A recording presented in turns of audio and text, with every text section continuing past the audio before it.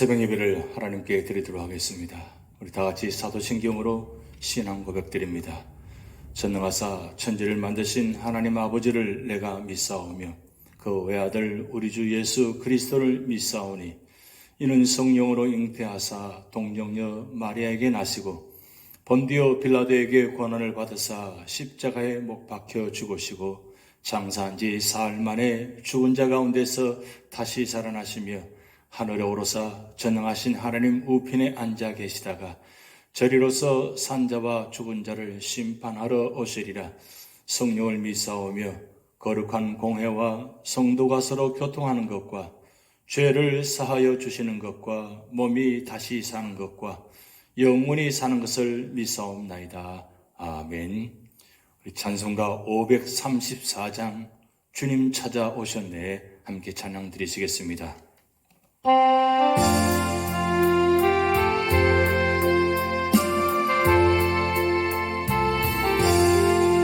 주님 찾아오셨네 모시어 드리세 가시관을 쓰셨네 모시어 드리세 우리 죄를 속하려 십자가를 지셨네 받은 고난 크셔라 모시어 드리세 오라 성자 오셨네 모시어 드리세 영광 중에 계신 주 모시어 드리세 헛된 교만 버리고 주 모시어 영원 복락 누리세 모시어 드리세 겸손한 자 찾도다 모시어 드리세 하늘에서 부르네 모시어 드리세 좋은 자리 드리고 주실 은혜 구하세 하늘나라 세우세 모시어 드리세 주여 내가 믿으니 오소서 주여 완영하오니 오소서 생명길로 이끄사 슬픔 위로하시고 진리 알게 하소서 오소서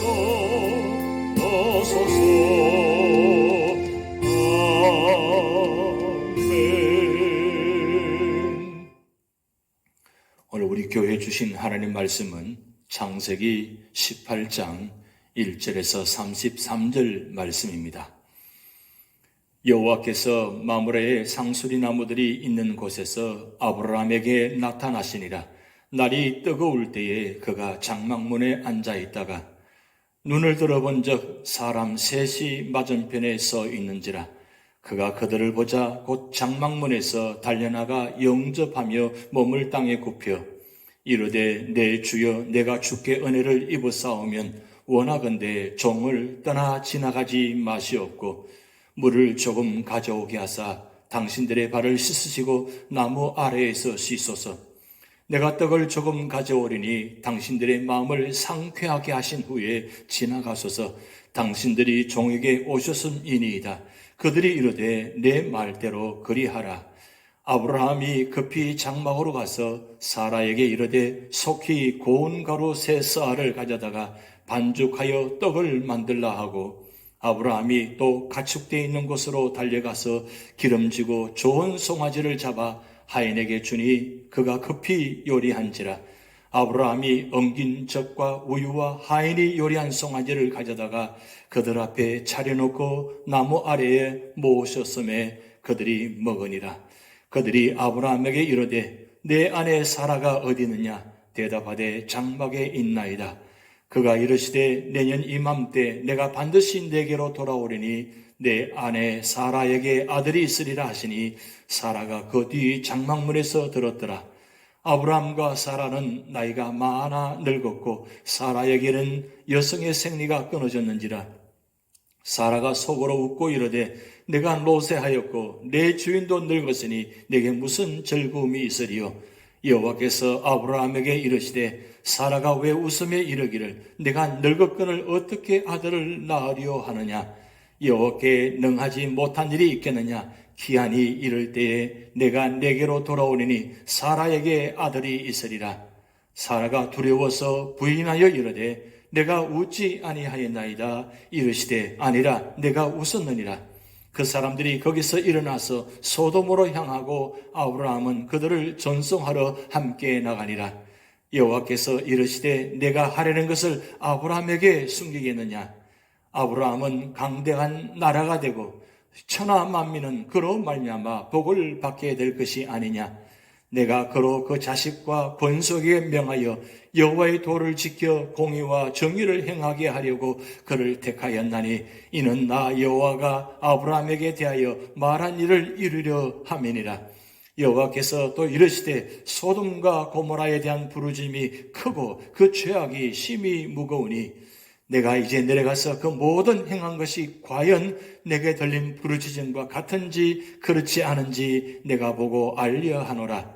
그 사람들이 거기서 떠나 소돔으로 향하여 가고 아브라함은 여호와 앞에 그대로 섰더니 아브라함이 가까이 나아가 이르되 주께서 의인을 악인과 함께 멸하려 하시나이까. 그 성중에 의인 50명이 있을지라도 주께서 그곳을 멸하시고 그 50의인을 위하여 용서하지 아니하시리이까.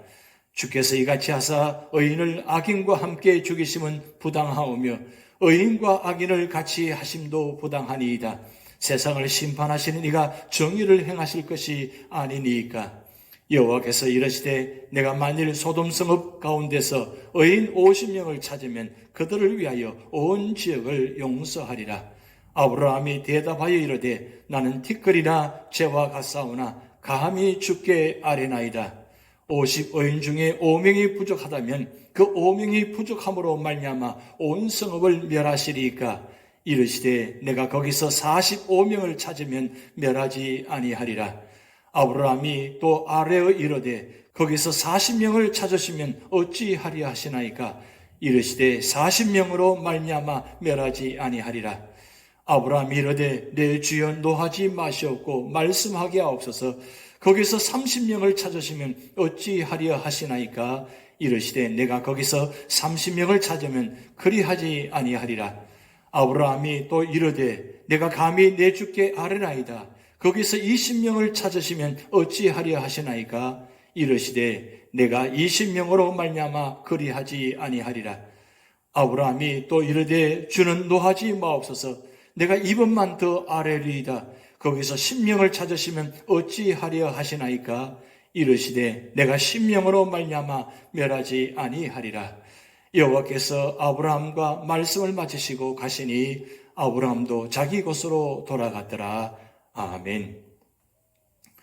오늘 창세기 18장은 넓게는 하나님께서 구약시대 구속사의 주역으로 선택하신 이스라엘 민족의 유명한 4명의 조상들의 생애를 기록한 창세기 제2부인 제13장에서 50장에 속한 말씀입니다. 그리고 보다 좁게는 선민 이스라엘의 혈통적 조상일 뿐 아니라 구속사 전반에 걸쳐 모든 성도들의 믿음의 아버지로 부름받았던 아브라함 일대기를 기록한 12장 1절에서 25장 18절의 연속 부분의 말씀입니다. 이런 전체적인 문맥 하에서 18장은 아브라함과 사라의 계명과 할례 언약의 체결이 기록된 전장에 이어 하나님과 더욱 가까워진 아브라함을 찾아오신 하나님에 대한 아브라함의 환대 및 다시 한번 사라를 통해 이루어질 덤남 예언과 소돔과 고모라의 멸망에 대한 하나님의 예언이 나오고 이어 소돔과 고모라의 멸망을 막아보려는 아브라함의 간절한 중보 기도가 기록되어 있습니다. 이 절은 18장은 하나님과 천사를 후하게 접대하며 하나님의 비밀을 전해 들었을 뿐 아니라 하나님께 중보 기도를 드리는 아브라함의 믿음의 조상으로서 성숙된 신앙의 면모가 기록되어 있습니다. 첫 번째로는 1절에서 15절 말씀을 통해서 하나님의 아브라함 집 방문에 대한 말씀입니다. 18장은 아브라함과 사라의 계명과 할례가 시행된 제17장 사건 직후에 있었던 사건에 대한 언급으로 하나님께서 아브라함의 집에 방문한 사실을 보도하고 있습니다. 이러한 아브라함의 집에 대한 하나님의 방문은 아마도 아브라함의 철저한 순종에 대한 보답으로 이루어지듯 한데 본문을 좀 더 구체적으로 살펴보면 다음과 같습니다. 먼저 전반부 1절에서 8절은 하나님께서 두 천사와 함께 마물의 상수리 숲을 근처 아브라함의 집에 나타난 사실과 아브라함이 그들을 영접하여 극진히 대접한 사실을 보도하고 있습니다. 다음으로 후반부 9절에서 15절은 하나님께서 아브라함과 사라에게 앞으로 1년 후에 아들이 태어나게 될 것을 예언한 사실을 기록하고 있습니다. 이러한 본문은 오늘 우리에게 다음과 같은 교훈을 전해줍니다. 첫 번째로는 하나님은 당신의 말씀에 철저히 순종하는 자에게는 은혜로 역사하신다는 것입니다. 아브라함이 하나님의 명령에 온전히 순종했을 때 그는 하나님께서 친히 그의 집에 방문하는 은혜와 축복을 받았던 것입니다. 두 번째로는 항상 이웃을 섬기는 자세를 가져야 한다는 것입니다. 그것은 아브라함이 나그네와 같은 차림에 하나님과 두 천사를 영접함으로써 하나님을 접대하는 영광을 누리는 바 하나님은 오늘날에도 예기치 않은 때에 이웃의 모습으로 우리를 방문하시기 때문입니다. 세 번째로는 하나님은 반드시 당신의 약속을 이루시며 그의 약속을 이행하시는 데에는 어떠한 장애도 있을 수 없다는 것입니다. 인간의 생각에 불가능한 것도 하나님께서는 쉽게 이루시는 것입니다. 그러므로 우리는 하나님의 모든 약속을 신뢰할 수 있는 바 최후 심판과 새 하늘과 새 땅의 도래 약속 또한 반드시 성취될 것입니다.